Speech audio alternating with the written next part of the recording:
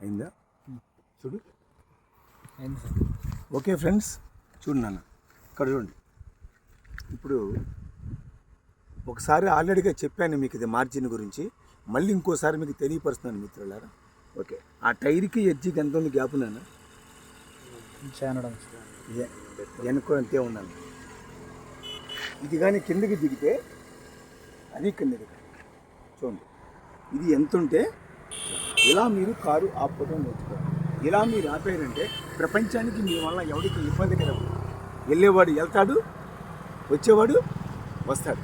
అదే నీ టైరు గడ్డిలో పెట్టి ఆ టైరు రోడ్డు మీద పెడితే వెనక నుంచి 100 వచ్చేవాడు నీ కారు అలా వంకరకుంటే వాడు ఎంత బాధపడతాడు. అది అవతలాలు పెడితే మనమంతా బాధపడతాం. అందుకోసం కారు ఎప్పుడు ఆపినా ఇలా సమానంగా ఆపుకోవడం నేర్చుకోవాలి మిత్రులారా. మన టైర్లు మన కంటికేమి కనపడదు. అవతల వాడుకున్న టైర్స్ మనకు కనపడతాయి, మన టైర్లు వాడికి కనపడతాయి. వాడుకున్న టైరు మనకున్న మార్జిన్ చూసి సెంటర్లో కారు పెట్టుకోవడం నేర్చుకోవాలి మిత్రులారా. ఇది రోడ్డు మార్జిన్ తెలుసుకునే విధానం. నైట్ పూట కూడా మీ లైటింగ్ ఫోకస్కి మీ మార్జిన్ ఎలా కనపడుతుందో, అవతల బండి టైర్ ఎలా కనపడుతుందో, ఈ రెండే మీరు గెట్ చేసుకోవాలి.